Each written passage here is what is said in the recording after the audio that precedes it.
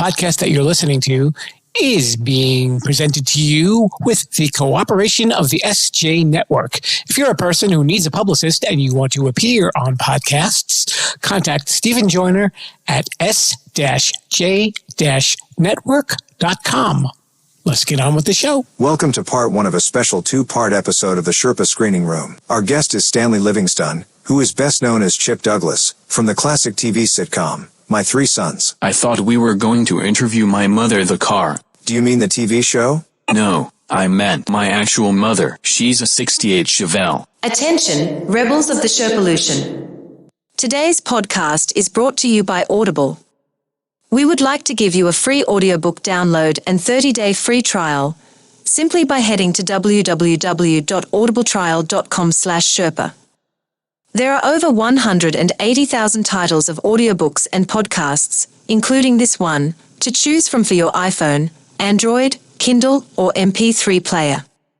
And now, the one and only Mr. Bruce will lead you into the Sherpa Chalet. As a reminder, our award-winning customer service department is fully trained to ignore you and any of your silly questions. Coming to you from Sherpa Chalet in beautiful downtown Mount Podcastia, it's time for entertainment interviews in the Sherpa Screening Room. Grab an aisle seat and a bucket of popcorn, but don't crunch too loud or you'll miss the show. Now, here's your host, Jim, the podcast Sherpa.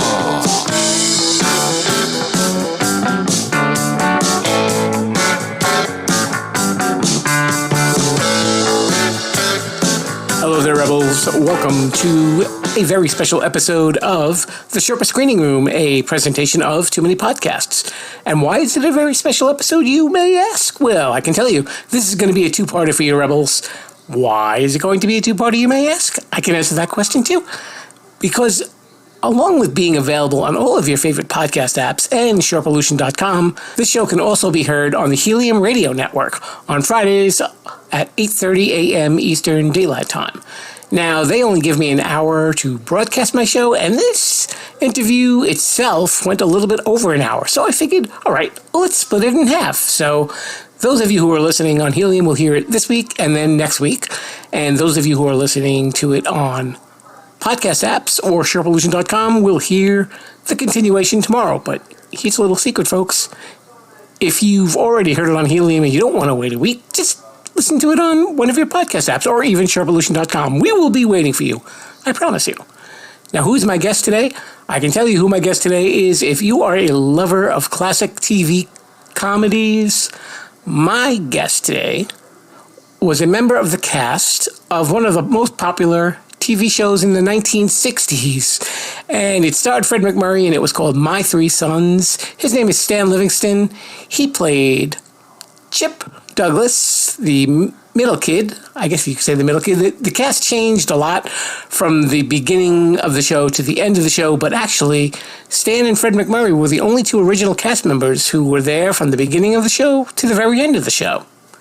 And in part one, we get to know Stan and his beginnings, and he's got a really interesting story of how he ended up in California. And he gives us a lot of background on the show that probably most people don't know, and also a little story about a very famous actor who ended up as an extra in the show. Who is it? I'll never tell. You'll have to listen. So let's move on right now to my interview with Stanley Livingston of My Three Sons.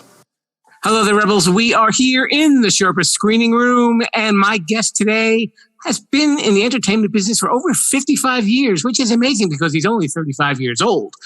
And he has had a career on the stage, on television, and in the movies ever since he was 4 years old. And you might recognize him most prominently probably as Chip Douglas on the classic TV series My Three Sons, which is actually the second longest running situation comedy. His name is Stanley Livingston, and he's right here to spend us a little time. Stanley, welcome to the show. Thanks, Jim. I'm here. You know, I was talking with someone, and they said he played Chip Douglas. I said, right.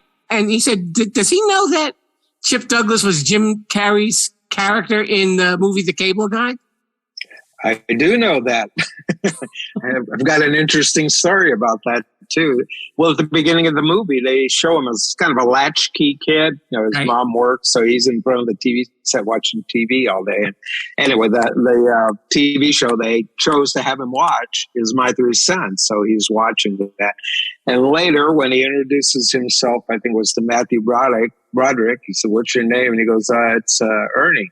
No, it's Chip Douglas. That's what he tells him. So, yeah, anyway, so they had to call and clear it with me to be able to use that clip.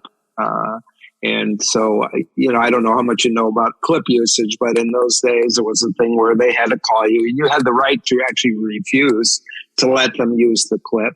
And then you also got to negotiate a fee for it. And so anyway, somebody from Paramount did call me and said, "Hey, look, we're doing this thing. There's a clip of you from My Three Sons we want to use. We want to get your permission to use that and, pay you a fee." And I was like, yeah, I've done that probably 100 times before anyway. So the guy said, "Well, we're just paying scale." And I'm going, wait a minute though. I go, most of the time I do this, it's for, some other TV show, which I know they're on a budget. Isn't this the movie where Jim Carrey's getting $20 million? He's like, yeah, it is. And I'm like, why don't you come up with something a little bit more appropriate? I'm not going to be greedy, but, that's not right. So anyway, we hung up. I waited for them to call me back. They never did. About a year later, I'm on the Paramount lot. And it just so happened I was there for the launch of TV Land, and which Paramount and Viacom owned Paramount at this time. And so this lady came up to me and said, "Gee, we'd love to invite you to this premiere on Friday." And I said, "Oh, wow, thanks." So I said, "What is it?" So she said, "Well, it's a movie called The Cable Guy with Jim Carrey." And she said, "And you're in it." I go, "I am I?" I said, "Well, that's great. And yeah, I'd love to come.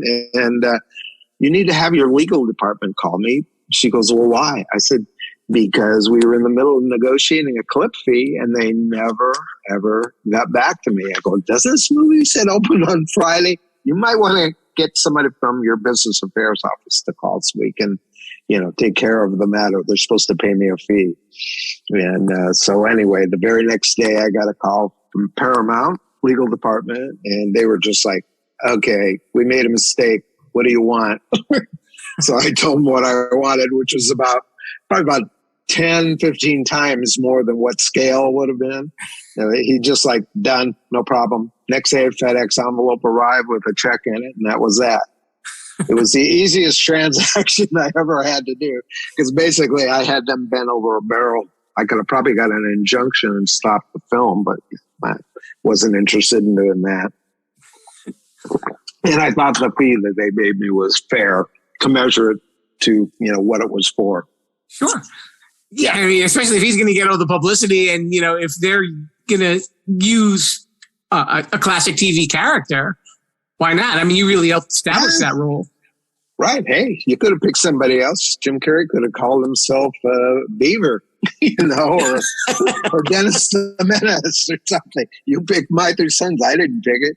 You picked Chip Douglas. So I'm the guy you're dealing with. And, I just want to be fair to you and fair to myself that I get paid something appropriate for what it is. And anyway, the guy handled it, and that was that.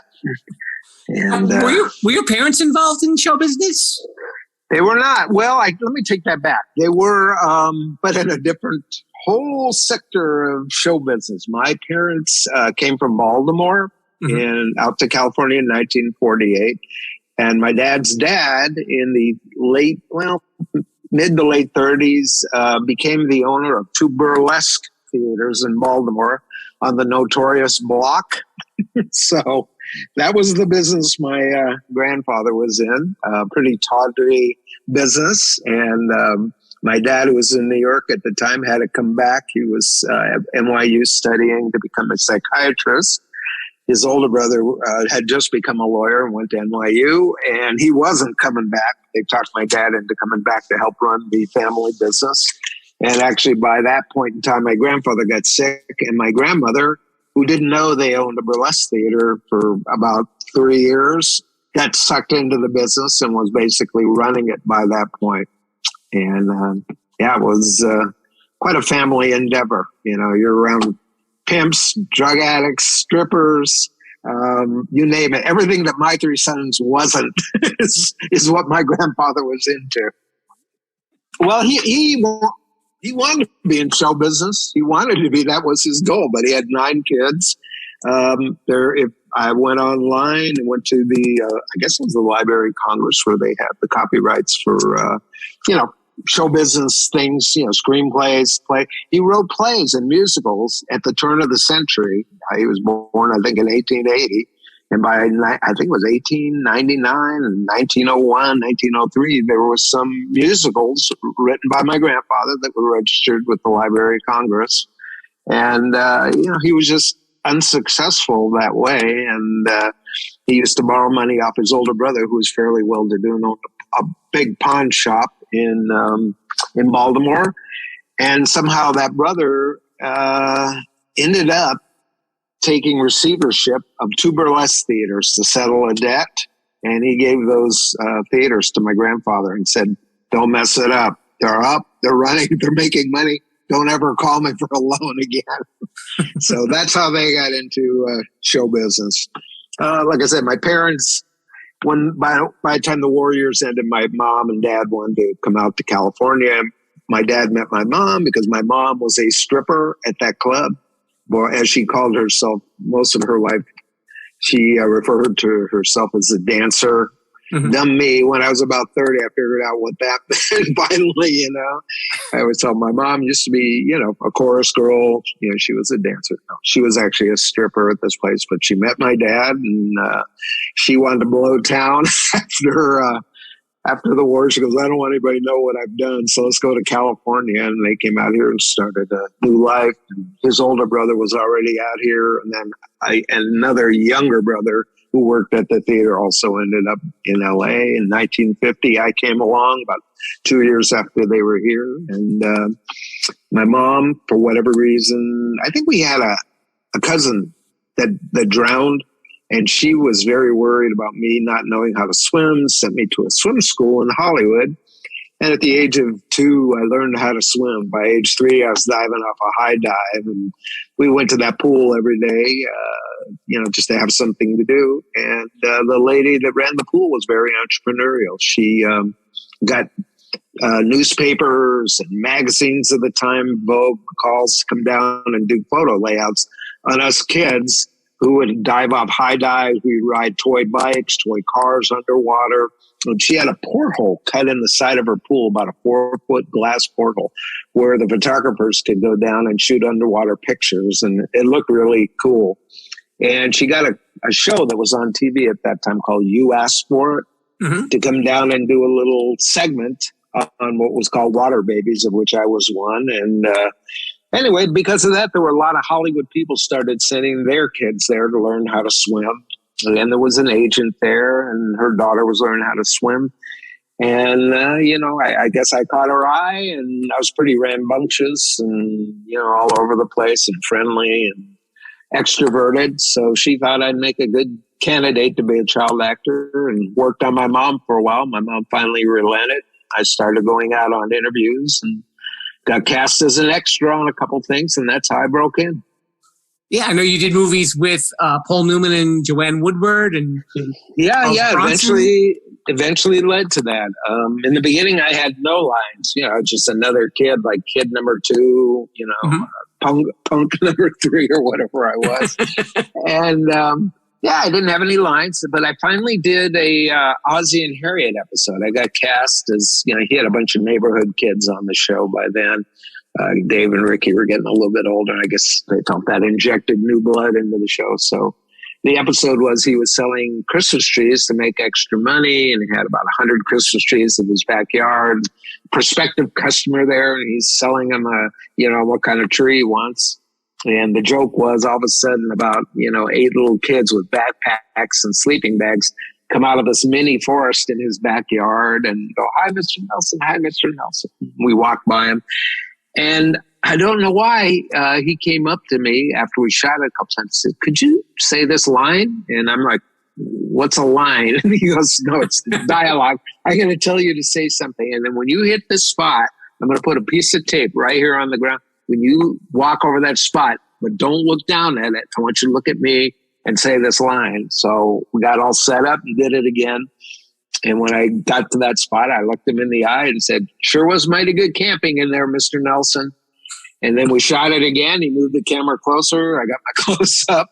And that's literally how I became an actor. Before the end of the day, he went up to my mother and said, hey, I really like him. I like the way he looks. He, did exactly what I told him to. I'd like to have him back.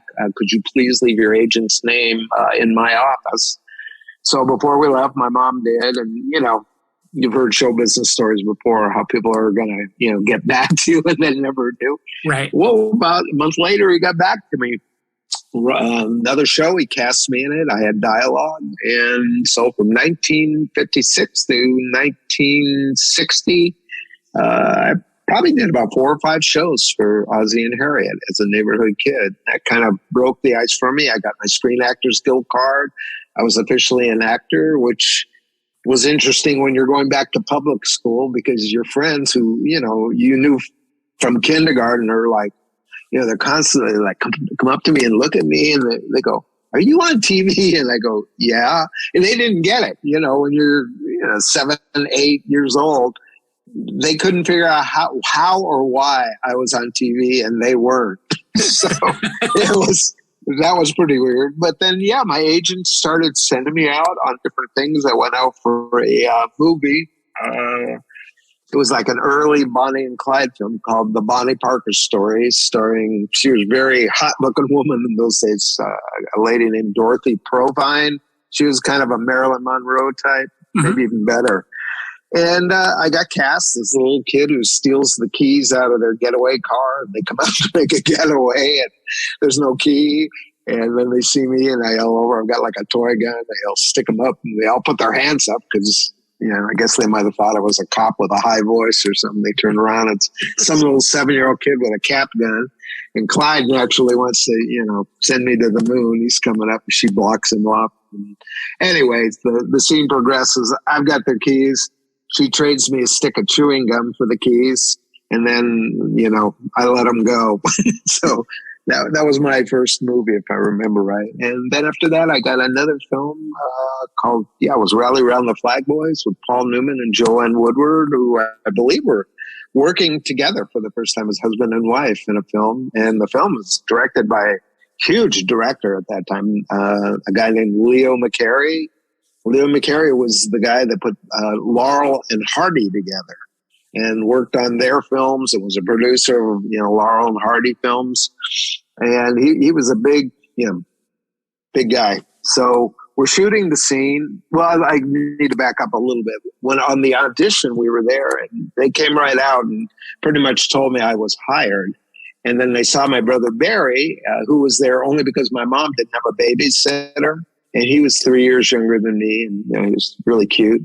And so they go, well, who is this kid? And my mom goes, well, that's Stanley's brother Barry. And they go, well, we're looking for another little brother. They go, could he be in it? And my mom went, sure.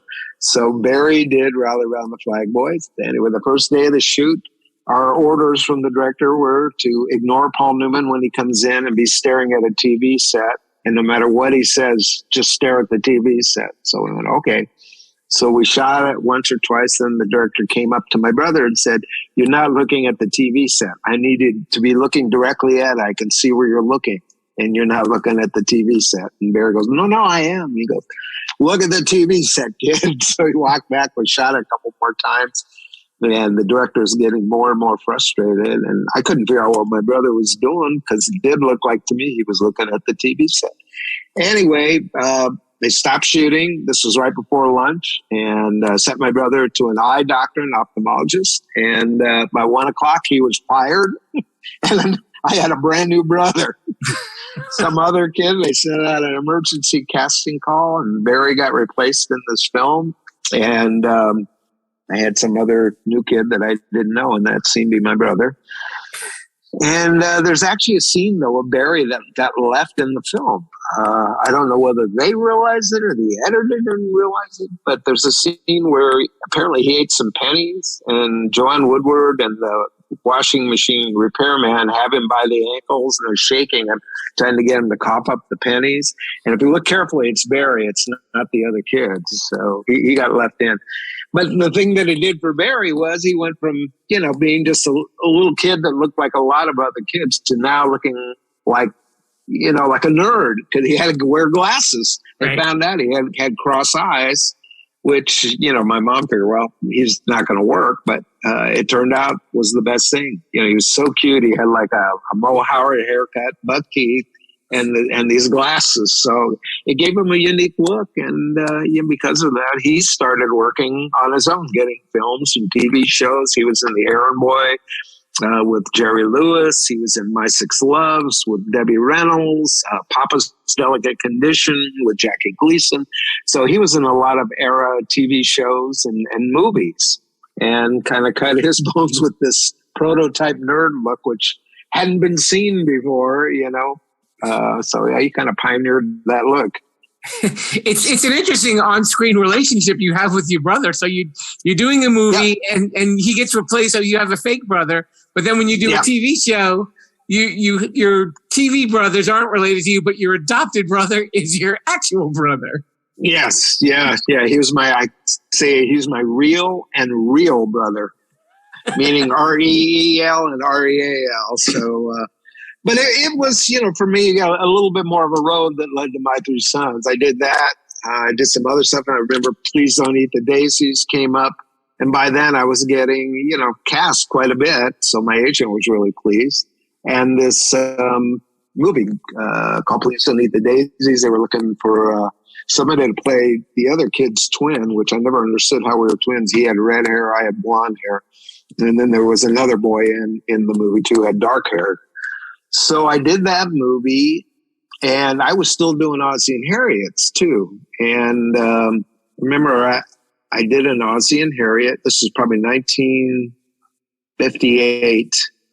And when I didn't have anything to do, meaning I wasn't needed to be on camera, and I knew I had, my mom go, hey, they're not going to use you for a couple hours, so go do what you want to do. So sometimes I just hang out in color, or, I don't even remember what else I did on the set, but it'd get boring. So I'd wander over to another soundstage and, see what they were doing. So I walked over onto the soundstage that was next to where they shot Ozzie and Harriet. And they had a horse on that show. So I thought that was really cool. And I remember following the trainer who was leading the horse off stage after a scene. And so we started talking, and he said, hey, would you like to learn how to brush the horse? And I went, yeah. And so he showed me how you brush it down. And then he said, would you like to feed it some carrots? And I went, wow, yeah. So I remember giving this horse carrots. Anyway, I didn't know. The horse was Mr. Ed. It was the horse I was using for. So I was going over there playing with Mr. Ed every time I worked on Ozzie and Harriet. And then on a stage across from Ozzie and Harriet, there was another show that had a dog on it, a basset hound. So I went over there and talked to the trainer there, and I said, "It's okay if I play with him?" And he's like, "Oh yeah, he's really friendly. You can play with him." So I'd throw a thing and he'd go get it, or I'd pat him, or the guy let me brush him. Anyway, one day when I was over there, this older guy came up to me, well, way older than me. He was probably about 30. I was about 7. So he came up and he said, well, who are you? And I'm like, my name's Stanley Livingston. And he goes, but what are you doing here? And I go, well, I'm working on the show next door, Ozzie and Harriet. I'm just a kid on that show. And I said, I'm an actor. And so he said, you are you? So, yeah. So he goes, I'd like to meet your mother. And all of a sudden I thought, am I in trouble? He goes, no, you're not in trouble. He goes, I'd just like to meet your mother. And anyway, we stood there and talked for a couple of minutes. He goes, hey, I'd like to meet your mother. So I said, okay. So I brought this guy over to stage 5 and introduced him to my mom. And then I just kind of wandered away. But I saw the two of them standing there talking for about 15 minutes. And that was probably about August, September of 1958. Anyway, 2 months later, I got hired by this guy who turned out to be Jackie Cooper. the famous child actor, kind of right up there with Shirley Temple, who's now an adult, producing and directing his own TV shows. He got the idea he wanted to shoot a pilot called Skippy. And Skippy was a movie that he starred in as a kid in 1931.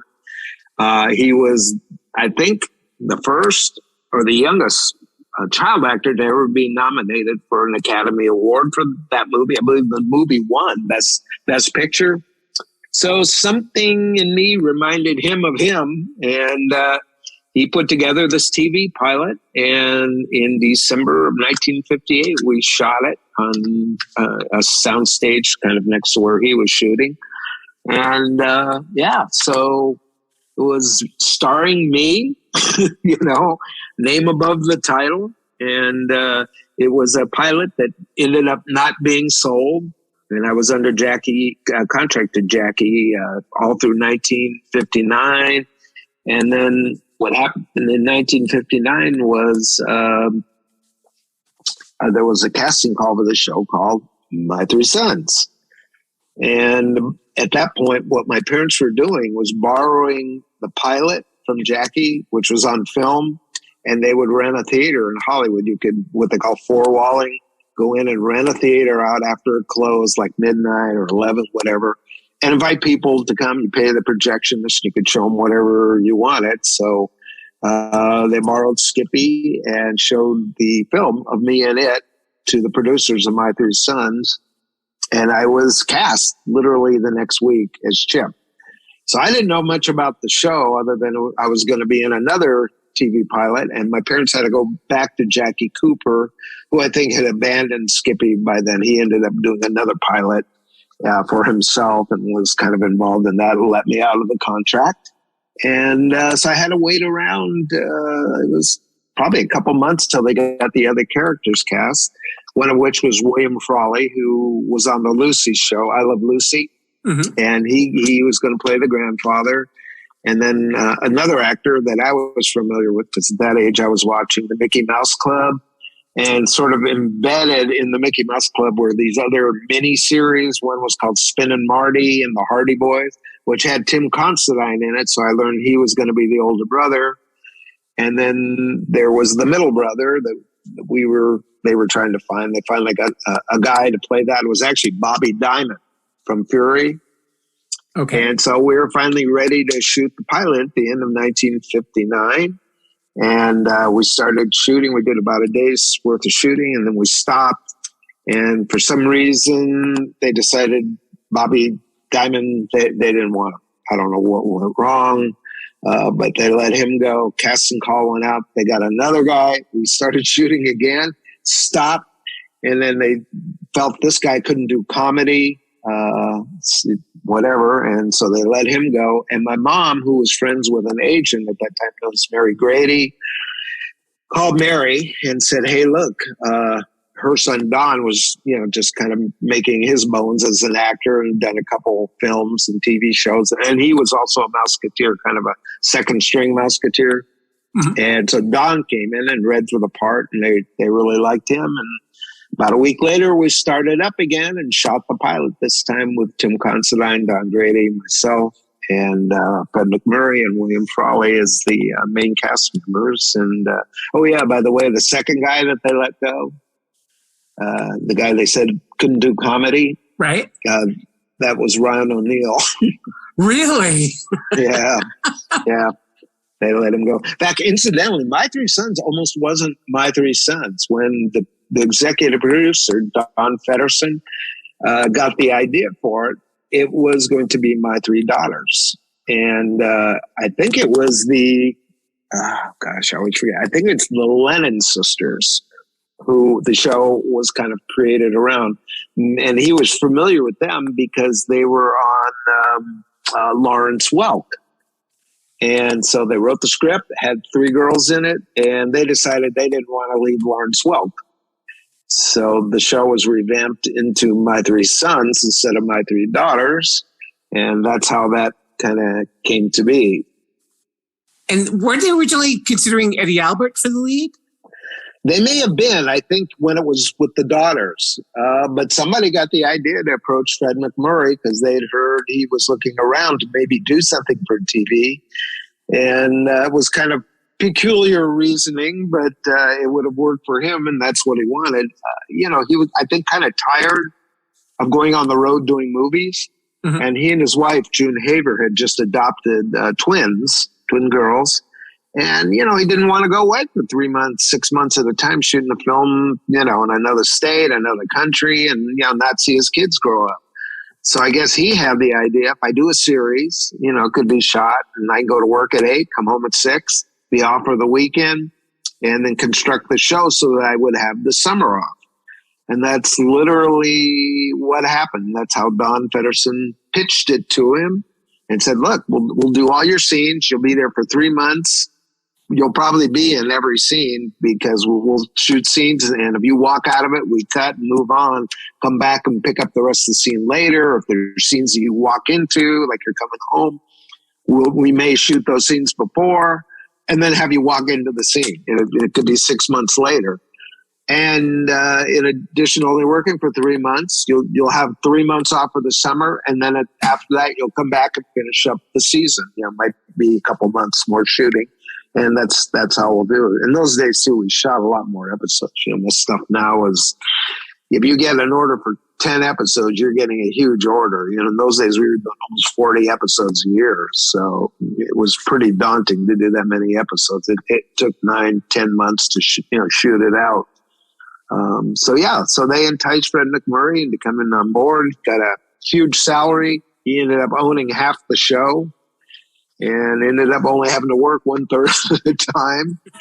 And, and we had Fred in it, which was like unheard of. In 1960, Fred MacMurray was the biggest star in Hollywood. He was the highest paid actor in Hollywood. And he just had come off in the last couple of years, The Apartment, The Cane Mutiny, Son of Flubber, The Absent-Minded Professor, so he, it was quite a coup to get him to be in a TV series and say yes. Most actors who were movie stars were never going to do TV shows. And he kind of pioneered that, but for his own self-interest. Yeah, and you and him were the only two who really were there the entire run of the series. He did about, 400 episodes, a little bit under? Yeah, just under 4. Both of us were there all 12 seasons. Other people like Bill Frawley got sick. I think it was around the end of the 4th season, and they couldn't get him insured, so they had to let him go. And so he was the first to leave. The next lead was Tim Considine, who left at the beginning of the 5th year. He was in one episode, married his sweetheart, Meredith McRae, and then he just kind of moved into the Twilight Zone. We never heard much from him. And my brother, who was playing my friend at the time, he was actually on before he was a brother. He was from about the 3rd, 4th year, was playing a, neighborhood kid, kind of like the Ozzie and Harriet deal. And, right. I guess as friends, we hit it off. But after Tim left, they needed the show was called My Three Sons. We needed a son in a hurry. And they concocted this idea, well, what if he was a foster child and the Douglas household adopts him and he becomes the 3rd son? So that's the way it went down. If you miss those 5 episodes, you don't know what the hell happened. Suddenly there's Ernie. And it was good for the show because, everybody loved Tim, and I wish he could have been on it too. But, that's why Ozzie did it. You put younger kids in there and you've got somewhere to go with the show. As you get older and older, it's, the things that possibilities of things you could be doing kind of get narrower and narrower. You just want to meet a girl, then you want to get married, you have kids, and blah, blah, blah. But when you're young, there's all kinds of trouble you can get into. Now, what was your age range when you were on the show? Were you from like 9 to 21? Was it like around there? Actually, I was 9 when we did the pilot. And no, I guess I was 9 when we did the pilot. Actually, I might not even have been 9 yet. I think we shot it before November, so I might have been 8 years old. And by the time the final episode aired, I was 22. Wow. Yeah. Yeah, it lasted a long time. Well, it was in prime time for 12 years, and almost immediately went into syndication, meaning that they started running every day, 5 days a week during the daytime, and that went for about 12 years. And then, but they were only showing the color episodes because in those days CBS felt that people wouldn't watch black and white TV. And somebody came up with the great idea of, what if we take all these black and white TV shows that nobody wants, and they're hardly going to charge us any money because they think they're worthless. And that's what we put on TV. So they concocted this idea of something called TV Land, which was only showing retro TV, and from midnight till 6 a.m. or 8 a.m., that's what they did. So we were in their original lineup.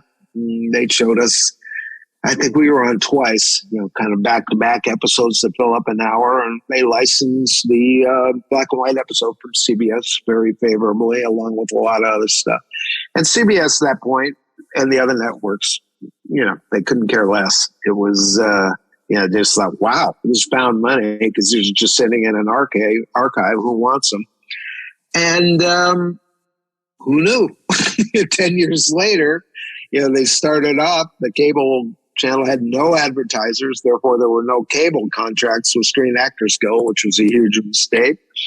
And by the time that 10 years was up, there were 10,000 cable head-ins in the United States. It was like a fiefdom, a patchwork of cable companies that all were paying money to license these shows. And then in turn, advertisers wanted to advertise on them. And 10,000 stations running 24 hours a day, showing 5-10 commercials, an hour. Do the math. It was so successful that the guy that owned it, who also had other cable channels, Sumner Redstone, Viacom, they made so much money that they ended up buying CBS, the company that made all these shows. And with the pocket change left over, they bought Paramount Studios. So, CBS just didn't have the foresight to see what the value in cable was. And anyway, it became evident to them, but too late. Yeah. And, so it was really something. And then they decided after the success of Nick at Night, they would do TV Land, which was 24-hour program, create another channel, and now run the black and white shows and even the color ones 24 hours a day instead of that 12 to 8 slot. So, it's a lot of money in that. We're on that internet thingy at Sherpalution.com. Thanks for coming by and listening to part 1 of the Sherpa Screening Room. We'll be back with another episode with the conclusion of this interview. And Stan had a whole bunch of great stories to tell, and I'm sure you're going to enjoy hearing what he has to say. So whether you're listening next week or tomorrow, we'll be here for you, and we will see you next time. Mr. Bruce, we're going to be back really quick, so let's just step outside the room, okay? Viva la Sherpalution, everybody. Thanks for listening to the Sherpa Screening Room. Don't forget to subscribe, rate, review, and share this podcast. I'm Mr. Bruce, and this has been a Sherpalu Studios production. Viva la Sherpalution!